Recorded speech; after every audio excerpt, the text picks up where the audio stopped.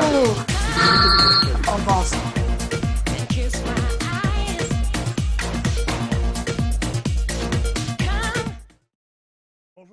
Bonjour à vous à Yaoundé, bonjour à toute l'équipe de Nous Chez Vous. Merci de nous renvoyer l'antenne ici en ce lendemain de célébration de la 46e édition de la Fête de l'Unité. L'ensemble du territoire national a connu ce moment commémoratif avec bien évidemment un contexte particulier.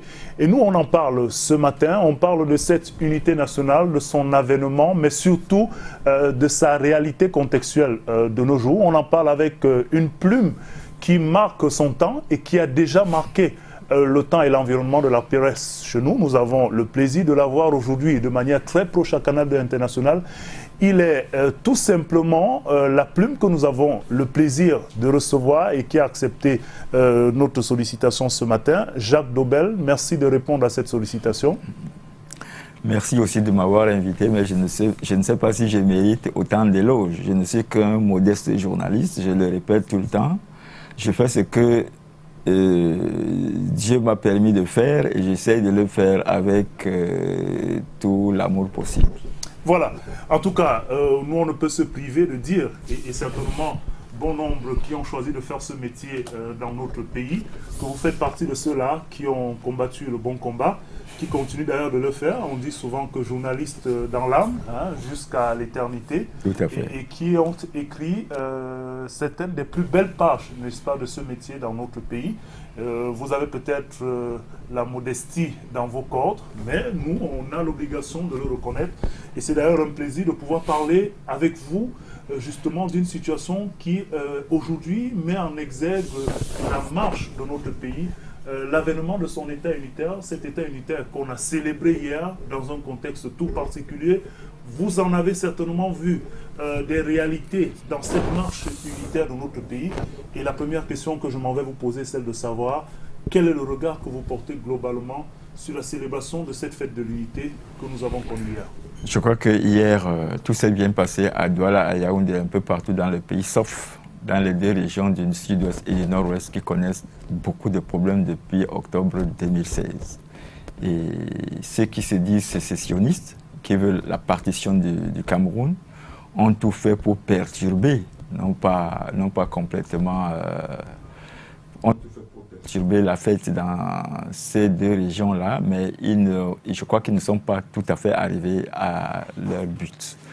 Bon, mais ce que nous devons retenir, c'est que chaque pan, le moindre espace du territoire camerounais qui a des problèmes, affecte l'ensemble du territoire. Parce que ce n'est pas... Si on se limite à dire que tout s'est bien passé à Douala et à Yaoundé et à Garoua ou je ne sais plus où, si on se rend compte qu'à Boya, à Bamenda ou ailleurs, ça ne s'est pas bien passé, ça veut dire que tous les Camerounais, militaires et civils, qui sont en train de mourir depuis quelque temps pour défendre notre territoire national, sont en train de mourir en vain.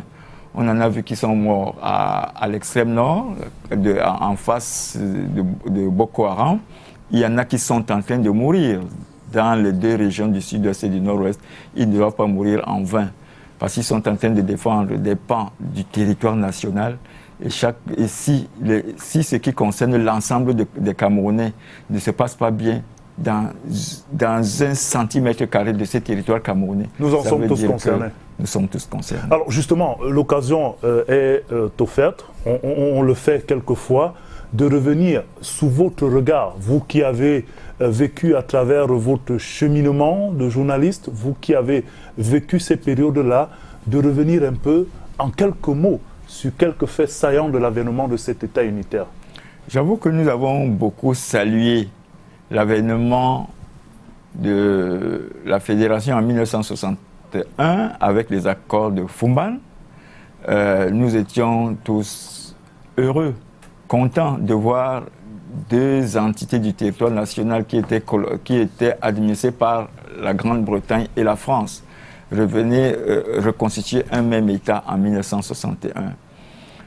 Nous avons célébré... C'était comme un retour à quelque chose qui était déjà acquis pour cette... Oui, j'avoue que nous qui n'étions pas nés dans les années 1800, qui n'avons pas vu la partition du Cameroun en 1900, après la Deuxième Guerre mondiale, entre le territoire qui a été légué par l'Allemagne aux Français et aux Britanniques. Nous n'avons pas vécu cette période-là, mais nous avons vu la réunification, nous avons vu comment elle a démarré. Nous étions contents de traverser le pont sur le Mungo pour aller de l'autre côté et aller acheter ce qu'on appelait Kumba Bread, ramener la bonne banane de Boya. Tout allait bien jusqu'en 1972, encore mieux avec l'avènement de l'État unitaire. Bon, l'État unitaire a été abrogé, je crois, en 1984 ou 1996, je ne me souviens plus très bien, lorsque on a enlevé les 2 étoiles qui étaient sur la bande verte pour faire de République unie à République du Cameroun. On est passé de la République unie à la République du Cameroun. Mais il faut dire que, comme dans toute œuvre humaine, des problèmes se sont posés. Parce que je me souviens qu'au démarrage de la grande crise, en octobre 1961, un ancien gouverneur, un ancien ministre de l'administration territoriale, je cite M. Aboué Machoui, a fait une sortie dans les médias où il a retracé un peu les problèmes des secousses. Inhérents à ces tensions-là qui viendraient de cette période. Et que même dans une commission à laquelle il a fait partie, cette commission était même présidée, a-t-il écrit, par le président Biya. Donc le président Biya connaît très bien les problèmes de cette cohabitation entre 2 cultures seulement. C'est-à-dire, nous, par exemple, nous parlons anglais, les Camerounais de l'autre côté, nous parlons français, les Camerounais de l'autre côté parlent anglais. Mais aujourd'hui, nos enfants sont beaucoup plus bilingues parce que la plupart des enfants nés des parents francophones sont dans les écoles anglophones. Dans les écoles anglophones, font le GCE et tout. Moi, j'ai mon propre petit-fils qui est en train de faire ses études de médecine maintenant, mais après avoir fait le cursus anglophone. Voilà. Donc, alors on peut, lorsqu'on a fait le tour de ces quelques éléments historiques que vous rappelez, aujourd'hui constater tout de même que ces tensions-là prennent de l'ampleur. On le déplore, l'État essaie, en tout cas le gouvernement essaie de contenir avec des méthodes plus ou moins critiquées. Est-ce qu'aujourd'hui on peut comprendre aisément les éléments fondamentaux de cette division qui dépasse déjà le cadre culturel? Vous savez, ce que nous connaissons au Cameroun n'est pas propre au Cameroun. J'ai eu la chance de passer par un pays qui s'appelle le Canada, avec une minorité francophone qu'on appelle les Québécois, qui pose souvent les mêmes problèmes que posent nos compatriotes anglophones ici. Mais avec cette différence qu'au Canada, le biculturalisme est mieux géré que chez nous. Parce que les anglo-saxons, qui sont plus nombreux, essayent d'étouffer les francophones, et les francophones, les Québécois, ne se laissent pas faire du tout. Mais ça n'a jamais atteint un niveau de confrontation qui fait en sorte que les gens en arrivent aux armes. Les gens en arrivent à remettre en cause l'unité canadienne. Non, on ne l'a jamais fait. Mais je dois dire que, peut-être pas l'État, mais certains d'entre nous, notamment ceux qui travaillent dans la fonction publique, ont beaucoup exacerbé certaines passions. Parce que moi, je me souviens que j'ai travaillé à la Sopecam, où j'étais à l'imprimerie. À l'époque, il y avait 2 éditions de Cameroun Tribune. L'édition française qui était quotidienne et l'édition anglaise qui était hebdomadaire, je crois. Je me souviens qu'une fois, on avait des indications précises. Il fallait d'abord tirer le quotidien francophone avant de tirer l'édition anglaise. Et une fois l'édition anglaise avait pris du temps jusqu'à 10 heures, elle n'était pas encore tirée. Le monsieur qui est aujourd'hui directeur général adjoint de la Sopecam, Peter Mabou, que je connais bien, à porter les plaques du journal pour aller à la présidence protester. Parce que il estimait à l'époque que Cameroun Tribune en plus d'être hebdomadaire, oui, comparé à celui qui est quotidien, avec des problèmes de parution. Donc, ce pas des problèmes qui datent d'aujourd'hui, c'est des problèmes qui sont assez vieux et que les gens n'ont pas, semble-t-il, voulu prendre à bras le corps.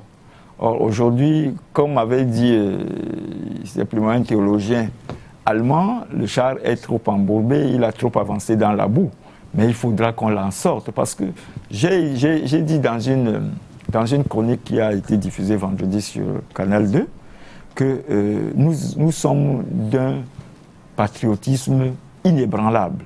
Je sais, la majorité des Camerounais aiment bien ce pays. Et ceux qui sont en train d'exacerber la crise anglophone aujourd'hui, je ne suis pas sûr, c'est connu, ne sont même pas résidents au Cameroun parce que ça vient de C'est des gens qui n'ont pas la fibre, vous voulez dire. Oui, c'est des gens. Et puis ils ont leur motivation à eux. Qui n'ont rien à voir avec les réalités. Rien à voir avec les réalités nationales. Je suppose, hein, ça c'est encore discutable. Parce qu'ils peuvent même avoir des arguments qui sont plus valables que les miennes. Et puis, il y a beaucoup de choses à faire. Bon, je crois qu'on va d'abord continuer parce que je voudrais tout à fait, je vous comprends. Et comme on n'a pas suffisamment de temps, on va quand même, au regard de ces éléments que vous évoquez, de ces manipulations supposées ou pas, des questions de gouvernance qui sont avancées, des éléments de crise socio-économique qui ont été évoqués bien en amont, n'est-ce pas, de ces crises qui ont pris de l'ampleur. On a tout de même célébré cette 46e édition, on a vu la ferveur, on a vu la magie de cette fibre patriotique à laquelle vous faites allusion. Aujourd'hui, de votre point de vue et du regard de doyen que vous avez, si il faut stabiliser dans la pérennité et la durée cette unité nationale, quels seraient les principaux éléments que vous pourriez évoquer? Il faut d'abord relever qu'aucune œuvre humaine n'est parfaite. On aura beau faire. J'ai dit tantôt que ce n'est pas un problème camerounais. En France, il y a les Bretons, en Espagne, il y a les Basques, il y a les Catalans. Il y a des micro-nationalismes qui... En Angleterre, on a les Écossais, les Irlandais. Bon, alors, partout, il y a des micro-nationalités qui s'expriment d'une manière ou parfois de manière très forte. Mais il faut que l'État soit suffisamment fort pour juguler ces velléités séparatistes, de manière à ce qu'il y ait le moins de casse possible. Et puis avec l'aide pour nous, Africains qui avons malheureusement la faiblesse d'attendre tous des partenaires étrangers, que ces partenaires internationaux de la coopération internationale essayent de nous aider aussi, mais de manière beaucoup plus calme. Parce que quand j'ai suivi la dernière sortie d'un ambassadeur qui est au Cameroun et qui pense que Biya doit penser à entrer dans l'histoire, j'ai l'impression qu'il a poussé le bouchon un peu trop loin. On doit nous aider, mais de manière responsable. C'est pas en jetant de l'huile sur le feu. Voilà. Sur ces paroles-là, on va mettre un thème à cette nouvelle édition de Un jour un événement. Vivement que notre souveraineté, notre indépendance et notre fierté ne soient pas bafouées, comme vous le dites, par nos partenaires futiles, n'est-ce pas, dans certains démembrements de l'aide et de la coopération. Diplomatie oblige, on ne va peut-être pas en rajouter dessus. Mais en tout cas, merci à vous, Jacques Dobel, d'avoir accepté cette sollicitation. C'est moi qui vous remercie. J'espère que j'ai pu satisfaire la curiosité de certains compatriotes, parce que nous avons tous les yeux rivés, les yeux et les oreilles rivés sur ce qui se passe dans les régions anglophones, et nous souhaitons vivement que cette crise prenne fin. Oui, et si finalement ces crises-là étaient apparues, malgré la douleur, les pertes en vies humaines que nous avons et que nous regrettons, pour nous permettre de revoir, de remodeler et de consolider cette unité nationale en tenant compte de toutes les aspirations des fils et filles de ce pays. On espère simplement qu'il en sera ainsi et que votre souhait de voir cette crise arriver à son terme prenne également corps. Nous allons vous renvoyer l'antenne, Dorette et toute l'équipe de Nous Chez Vous. Merci de nous avoir suivis. S'il plaît à Dieu, demain nous serons là avec un autre invité et une autre thématique.